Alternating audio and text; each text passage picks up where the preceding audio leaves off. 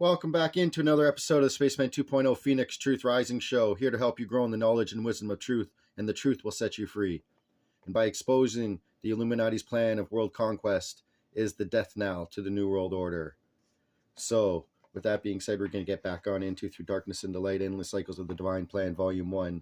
And we're leaving off where the elites have underground bunkers and different bases around the world that we're not privy to. And with that being said, at about 15 years old, when I started learning about this material, and I understood that the Chinese and the Russians have underground bunkers, underground facilities for all of their population, why doesn't Canada have one? And I wrote to our government that exact question, and they wrote me back in nice fine print and everything saying, don't worry, we won't need that. It's going to be okay. So with that being said, let's just get back on into the Phoenix Journals with the best truth in history on the planet. So with the Star Wars program coming in the 80s with Reagan saying it's going to blast out the asteroids coming in from outer space, and in 1986 we had Halley's Comet go by, and then we had an economic debacle happen. I think some sort of crash happened, and in 92 we went to the Gulf War. So are they always getting us ready for signs in the skies and what it can mean for us in our political systems? But down below in the last paragraph there, it says the communist threat and the Soviet nuclear attack as has been presented for your consumption was a pretty sick joke on the people of the world. These were fabricated to keep you working hard and paying taxes to finance the New World Order. The Soviet war machine has been financed and subsidized by the American taxpayer since 1917. Okay, 1917 is when the Bolshevik Revolution happened, and they let Trotsky go through Canada. The Brofmans called up Alexander Mackenzie King, who called up the customs officers and that in Nova Scotia and said, let them through. They went through. They went to Russia, and they started and fomented 60 million Christians being killed in the streets over the next years from 1917 and on. And this was the destabilization of Russia. It was once known as the true Christian nation. If you're a Christian, you were just Russian. That was their religion. St. Petersburg has the biggest Christian church on the planet. Therefore, it was known for this. And this is the Khazarian mafia going in and taking over, because 1,000 years before, they destroyed their last Khazarian kingship back over beside Ukraine. And that's why the Ukrainian war is happening to this day, because of the Khazarian mafia in control and having revenge. I went into this another day on another episode. Go back through all my episodes and get the truth, because the truth will set you free. So continuing on, through such organizations as the American International Corporation, on whose board of directors sat George Herbert Walker, the grandfather of George Herbert Walker Bush. This has been known for years, Chellis. Ask Eustace Mullins. He wrote all about it in his book, The American International Corporation. As well as the Committee of 300, Eustace Mullins, get that book too. I think you must become aware that in addition to the major underground facilities in the United States, which I presented to you, there are at least 50 new ones, which I am reminded to mention to you. One of the major ones I've saved to speak about at a later date, and will still reserve for a bit longer, is one well known in St. Louis Obispo County, California.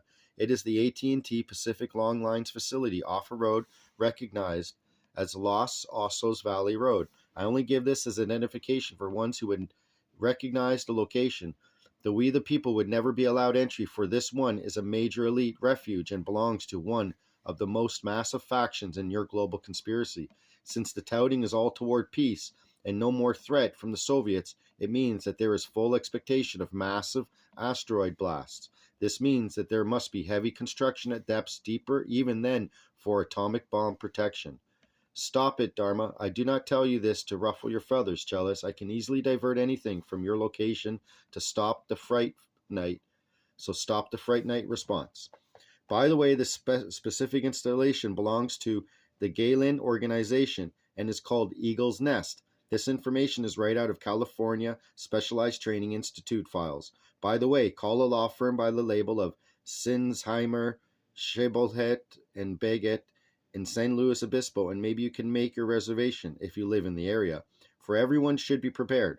Oh, by the way, number 2 Judge William P. Clark and Miss Clark Von Braun are major VIPs in charge, you know, the Clark that has been behind the bombing fiasco of Flight KAL-007? Chellas, you simply must get with this program. Halley's Comet divinely ordained. Well, it doesn't matter. The coincidence of the comet's appearance in conjunction with major historic events seems to grow the more you go back in time. One of the most celebrated appearances of a comet, definitely Halley's, is that of 1066 during the Battle of Hastings, in which the Saxons, under King Harold, were defeated by William the Conqueror. The comet was depicted on the famous Bayeux tapestry, which is thought to have been commissioned by Queen Matilda, wife of William the Conqueror, to illustrate his victory. The inscription next to the comet's tail, Ista Merant Stella, means they are in awe of the star, and refers to the depiction of King Harold tottering on his throne. In the year 66 AD is considered by astronomers to be one in which Halley's Comet made an appearance. They base conclusions on at least two Chinese observations. This was the year in which the Jews of Judea launched their great revolt against Rome. The Jewish historian Josephus, Wars of the Jews, Book 6, blamed the fall of Jerusalem and the destruction of its holy temple on the misinterpretation by the Jews of the heavenly signs, and preceded the revolt. A star resembling a sword which stood over the city, a comet that continued a whole year. Until recently, the earliest certain record of the observation of a comet was found in the Chinese chronological tables of SITCHIN for the year 467 BC, in which the pertinent entry reads, "During the 10th year of Qian Li Kung, a broom star was seen." Some believe a Greek inscription refers to the same comet in that year. Modern astronomers are not sure that the 467 BC SITCHIN entry refers to Halley's Comet. They are more confident regarding the SITCHIN entry for the year 240 BC. In April 1985, Fr. Stevenson, KKC Yao, and H. Hunger reported that a re-examination of Babylonian astronomical tablets that had been lying in the basement of the British Museum since their discovery in Mesopotamia more than a century ago shows that the tablets recorded the appearance of extraordinary celestial bodies, probably comets, they said, in the years 164 BC and 87 BC. The periodicity of 77 years suggested to these scholars that the unusual celestial bodies were Halley's Comet. Surely back in the year 164 BC and 87 BC, these scholars who have been preoccupied with Halley's Comet could not have realized the significance in Jewish and Near Eastern history of such events. It was the very year in which the Jews of Judea, under the leadership of the Maccabees, revolted against Greek-Syrian domination, recaptured Jerusalem, and purified the defiled temple according to their traditions. The temple rededication ceremony is celebrated to this day by Jews as the festival of Hanukkah, rededication. The 164 BC tablet number WA41462 in the British Museum is clearly dated to the relevant year in the reign of the Seleucus, Greek-Syrian king of Antiochus Epiphanes, the very evil king Antiochus of the books of Maccabees. The unusual celestial object, which the three scholars believe was Halley's Comet, is reported to have been seen in the Babylonian month of Kislevu, which is the Jewish month Kislev, and indeed the one in which Hanukkah is celebrated. Now, can't history be fun? Truth is so much more fun and interesting than silly mythology and fairy tales. Celestial sword. This is the description often attached to Halley's Comet. In another instance, the comparison by Josephus of the comet to a celestial sword, as it is also depicted in the Bayeux tapestry, has led some scholars to suggest that the angel of the Lord that King David saw standing between the earth and heaven, having a sword in his hand stretched out over Jerusalem, 1 Chronicles 21:16 for you inquiring minds, might have been in reality Halley's Comet, sent by the Lord to punish the king for having conducted a prohibited census. The time of this incident, circa 1000 BC, certainly coincides with one of the years in which Halley's Comet should have appeared. In an article published in your year 1986 by ZACHARIAH SITCHIN, He pointed out that the Hebrew name for comet is Kokava Shavit, a scepter star. This has a direct bearing on the biblical tale of a seer, Balaam, when the Israelites ended their wandering in the desert after the Exodus and began the conquest of Canaan. The Moabite king summoned Balaam to curse the Israelites. But Balaam, realizing that the Israelite advance was divinely ordained, blessed them instead. He did so, he explained, Numbers 24:17, because he was shown a celestial vision. I see it, though not now. I behold, though it is not near. A star of Jacob did course, a scepter of Israel did arise. Mr. SITCHIN has provided you with a chronology that fixed the date of the Exodus at 1433 BC. The Israelite entry into the Canaan began 40 years later, in 1393 BC. Halley's Comet, at an interval of 76 or 77 years, would have appeared circa 1390 BC. Did Balaam consider that event as a divine signal that the Israelite, as they are now called, advance could not and should not be stopped? If, in biblical times, the comet called Halley's was considered the scepter star of Israel, God's chosen, it could explain why the Jewish revolts of 164 BC and AD 66 were timed to coincide with the comet's appearances. Or could it have been other more important coincidences? And not, after all, the sword comet? Time of visitors, ships, and NEPHILIM.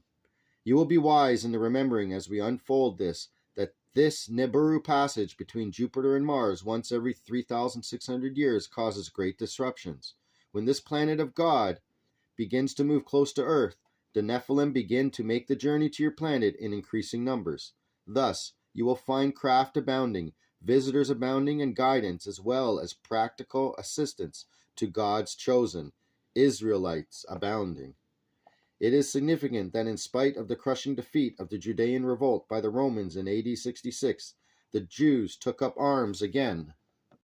Some 70 years later, in a heroic effort to free Jerusalem and rebuild the temple, the leader of that revolt, Shimon bar Kosiha, was renamed by the religious leaders Bar Kokhba, son of the star, specifically because of the above quoted verses in Numbers 24.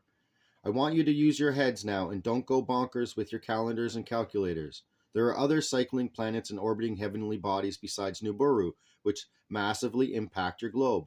Also, as in the case of planets outgrown their ability to wisely cope with technology, timetables are altered according to need of attention to a species upon such planets. Also, ones from the last encounter with Nibiru Marduk left many Nephilim on your place to prepare and provide for this very day of cycle changes, which would be devastating. I suggest you not go back to sleep if your addition doesn't quite add up.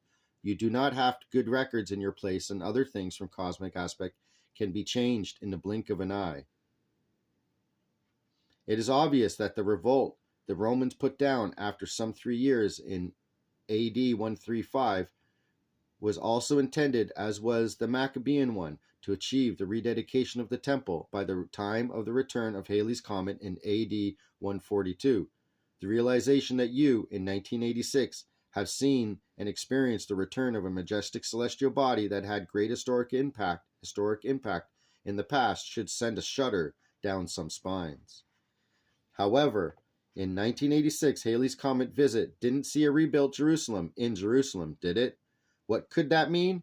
It can mean several things. One, that the temple and point would be in the New Jerusalem, which is in the Philippines, not yet risen into view. Further, that Halley's is not the comet in question. This can be plainly seen in absence of the all-out, in spite of thrust at rebuilding the so-called Jewish temple in Jerusalem prior to that time. There is a whole heck of a lot of information kept from you, the people. Now remember, before in this journal it talked about sacred treasures that are buried and kept for this time and will only be uncovered when the right time and the right person is there.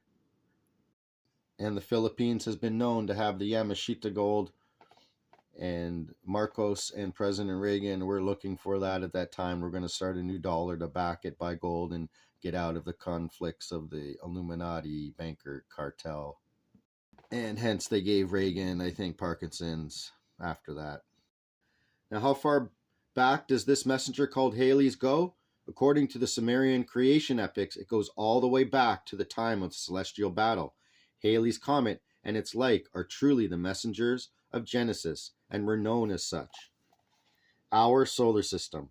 The solar system, astronomers and physicists believe, was formed out of a primordial cloud of gaseous matter. Like everything else in the universe, it was in constant motion, circling about its galaxy, the Milky Way, and rotating around its own center of gravity. Slowly the cloud spread as it cooled. Slowly the center became a star, our sun, and the planets coalesced out of the rotating disk of gaseous matter. Thenceforth, the motion of all parts of the solar system retained the original direction of the primordial cloud, anti-clockwise. The planets orbit the sun in the same direction as did the original nebula. So do their satellites or moons. So should also the debris that either did not coalesce or that resulted from the disintegration of bodies such as comets and asteroids. Everything must keep going anti-clockwise. Everything must also remain within the plane of the original disk, which is called the ecliptic. Nibiru Marduk did not conform to all that. Its orbit, as previously reviewed, was retrograde, in the opposite direction, clockwise. Its effect on Pluto, which according to the Sumerian texts was Gaga, and was shifted by Nibiru to its present orbit, which is not within the ecliptic but inclined 17 degrees to it, suggests that Nibiru itself followed an inclined path. Relative to the ecliptic, it arrived from the southeast, from under the ecliptic, formed an arc above the ecliptic, then plunged back below the ecliptic in its journey back to where it had come from. Hailey's Comet shows the same characteristics, students, and except for the fact that its orbit is so much smaller than that of the Nibiru, currently about 76 years compared with Nibiru's 3,600 Earth years. An illustration of Hailey's orbit could give you a good idea of Nibiru's inclined and retrograde path. In fact, Hailey's Comet could be accepted as a sort of miniature Nibiru. This orbital similarity is but one of the aspects that make this comet, and others too, messengers from the past. Not only the historic past, but all the way back to the beginning. Genesis. HATONN to stand by. So with that being said, we'll continue on with Hailey's Comet and more on the ancient alphabets, Hebrew, Canaanite, Phoenician, early Greek, later Greek, and some of the original Hebrew letters came from the Chaldean alphabet, which is where Abraham was around in the land of Ur and came up and around. But besides that, we'll get back on into Through Darkness and Delight, The Divine Plan, Volume 1. Thank you for tuning in, and I'll be back with another episode of the Phoenix Truth Rising Show, the best history lesson and spiritual insights on the planet. This is the Spaceman 2.0, and out.